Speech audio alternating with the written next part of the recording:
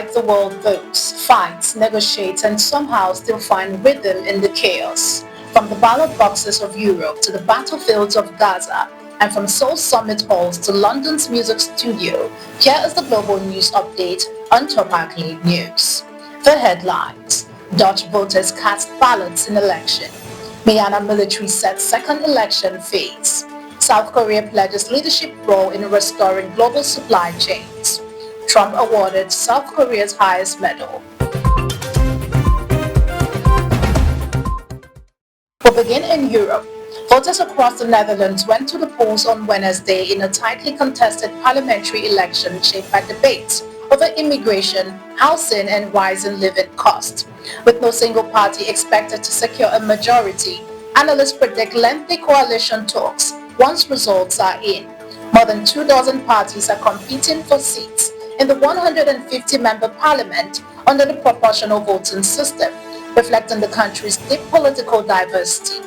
Polls suggest a close race between right-leaning and progressive blocs, though none are poised for outright dominance. As the Dutch cast their ballots, the mood is one of uncertainty and fatigue after years of unstable coalitions. In a nation known for consensus politics, this election's true test may be whether compromise can still hold a divided system together.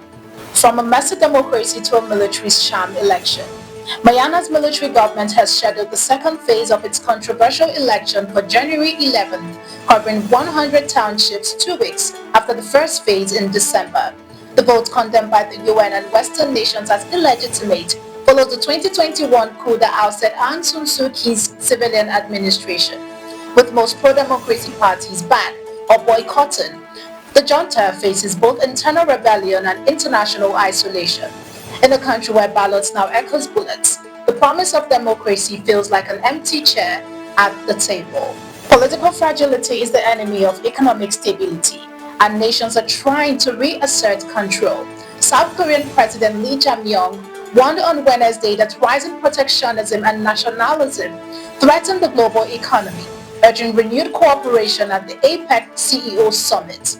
Speaking in Seoul, Lee said South Korea would lead efforts to strengthen supply chains and rebuild trust among nations.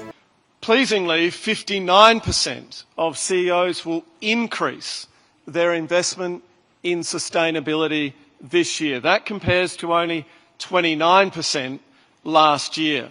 In an era where protectionism is on the rise, the words cooperation and coexistence may sound hollow, he said, adding the apex role shines even brighter in times of crisis.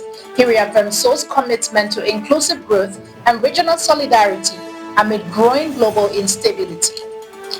In a gesture glistering with symbolism, South Korea honored US President Donald Trump with its highest national decoration during his visit to Gyeongju on Wednesday. President Lee Jae Myung presented the award, calling Trump a peacemaker for his past diplomacy with North Korea. As we give this medal to you, we convey our highest respect and appreciation to you for demonstrating the will to defend peace, strong leadership, and dedication to the Korea-US relationship. 6년 전 한반도 평화를 위한 대화의 물꼬를 펴주신 트럼프 대통령님의 업적을 기리면서 Trump was also gifted a replica gold crown and treated to a lunch tailored to his taste.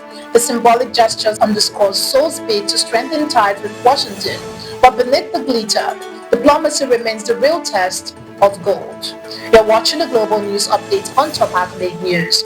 Do stay with us. Still to come.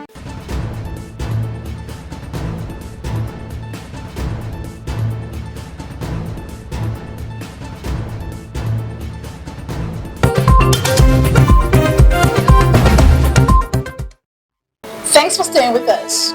To Brazil, a police raid on Rio de Janeiro's Red Command gang turned into Brazil's bloodiest operations, leaving at least 60 suspects and 4 officers dead, officials said on Tuesday.